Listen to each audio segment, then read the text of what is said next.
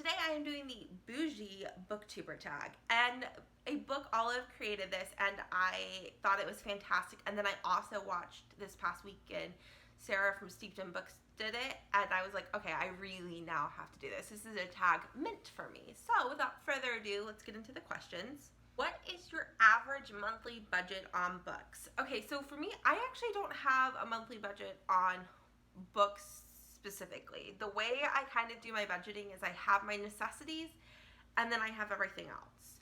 So for some years I had $0 to spend on books, like at all. I think actually up until probably last July, I didn't spend money on books for like 3 years. Other than like if I had credit for a used bookstore or like a gift card, like I really didn't spend money on books. And this includes like Audible, Scribd, subscription boxes, if you do those.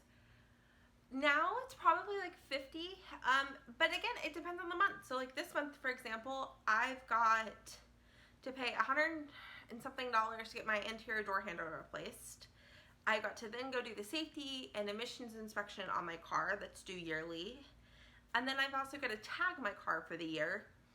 And on top of all of that, I've got to do a change of address for my driver's license. I need to do a dentist appointment this month and a doctor's visit this month, so I have those copays.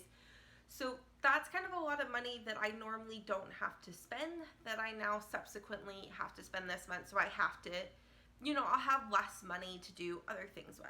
What's the most you've ever spent in a bookstore? In a physical bookstore, if you're like excluding textbooks, probably, I don't know, like $35. If you're like online, like Book Outlet, I think one time I placed like a $60 order. That was like 5 years ago. If you're including textbooks, that's been, I don't necessarily say like in one store, but like in total there's a semester where it was like $650 and most of that was used when I was in college. So I have like a science major, and so all of our textbooks, even used, were like $190. You had to do all the lab manuals, which are required to be new, and yeah, quite expensive compared to like a lot of people I knew who were like humanities majors or business majors, and their books would like $30 a pop. A lab manual alone for us was $30 a pop, and everything else. I mean, there were books that we'd pay $250 for a semester. So crazy. Are you willing to pay full price for brand new books, or will you wait until you have a coupon or it goes on sale? Kind of depends. If it's a new release that I really, really want, I'll probably pre-order it if I have the means to. So then I will have a sales price, usually of a minimum of 20% off how the pre-sales work. If it's, and again, this is like my financial situation lying. There's been times where I would never even think of buying a book over $5. And then there's been times where I can.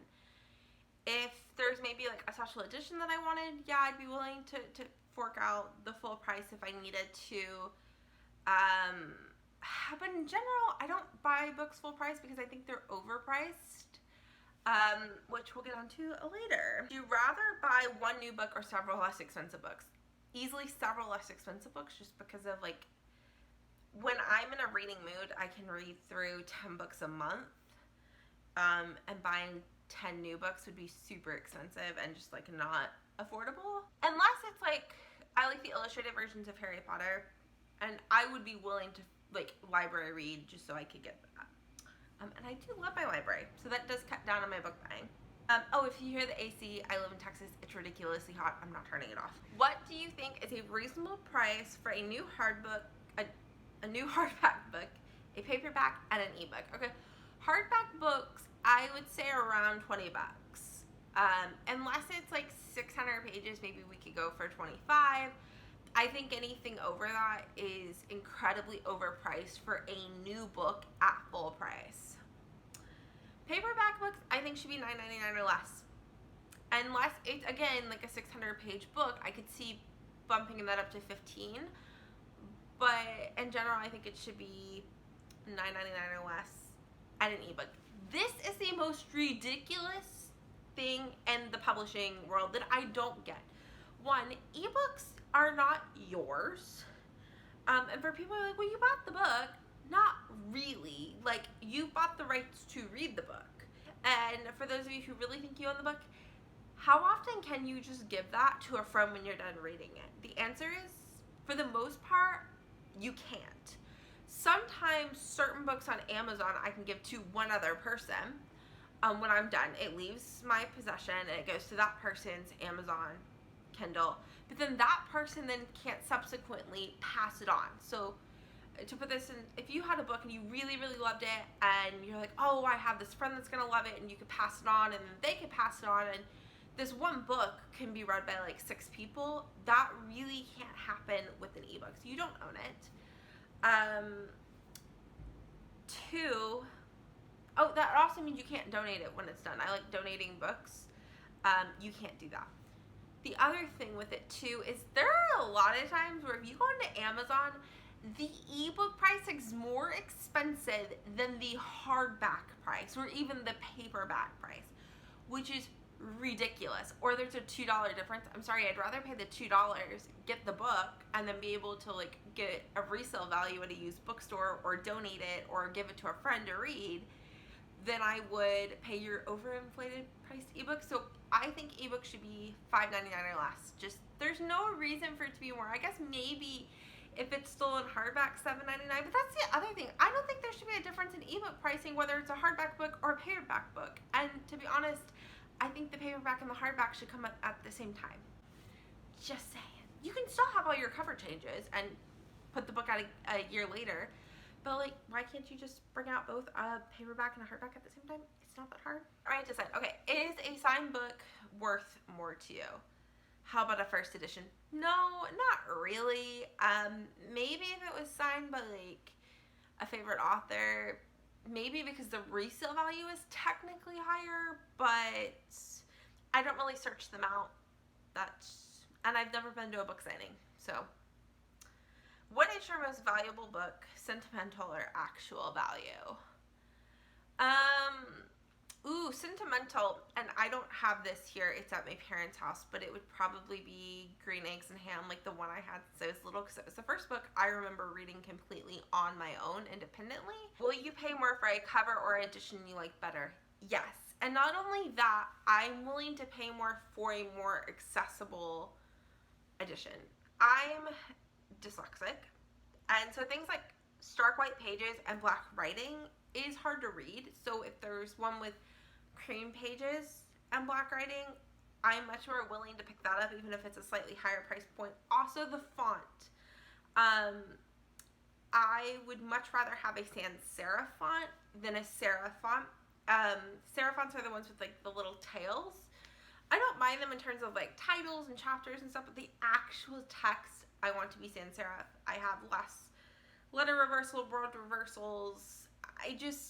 I don't have as many problems reading that. And there have been studies it's the best types of fonts to be read by people with disabilities affecting reading comprehension. So I don't understand why that's not a standard in publishing. It doesn't cost the publisher any more money to print that in a font that everyone can read with, I guess not say ease, but can read easier than the fonts that they tend to publish in.